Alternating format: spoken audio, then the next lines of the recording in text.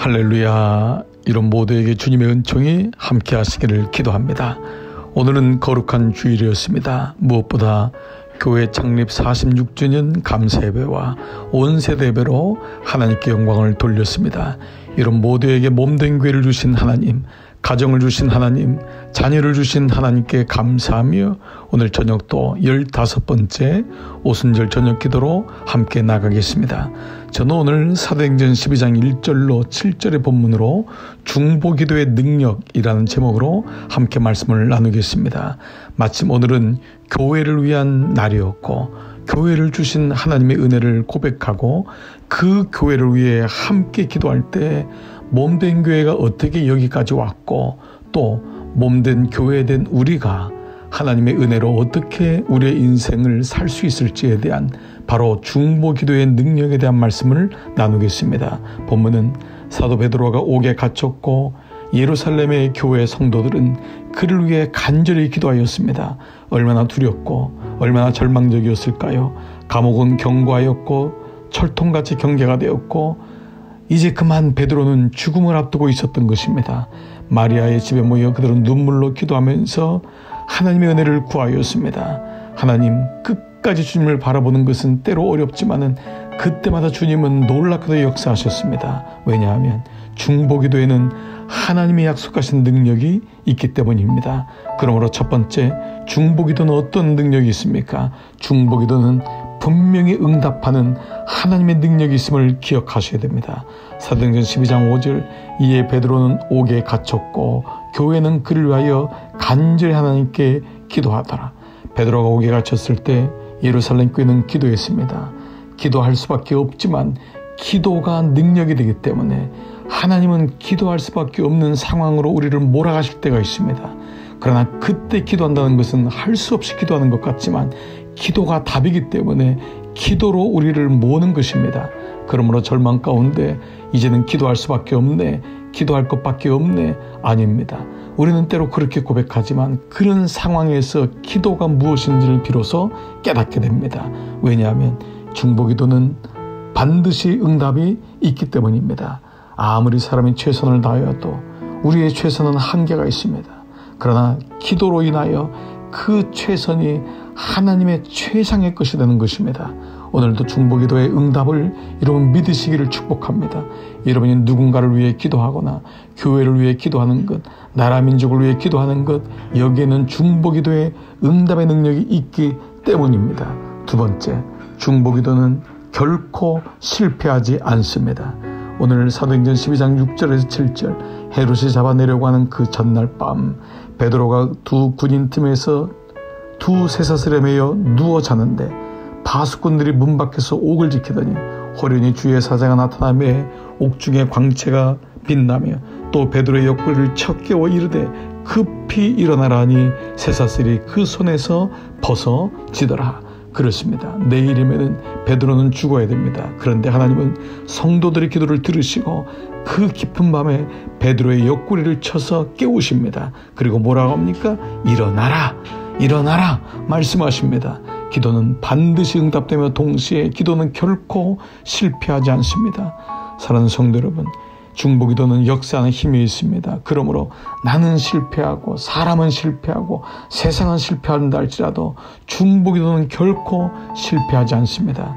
사랑하는 주님을 바라보면서 사랑하는 영혼을 향하여 기도할 때 그 영혼은 결단코 실패하지 아니하고 마침내 성공하는 것입니다. 마침내 하나님의 뜻대로 이루어지는 것입니다. 교회를 향한 기도도 마찬가지입니다.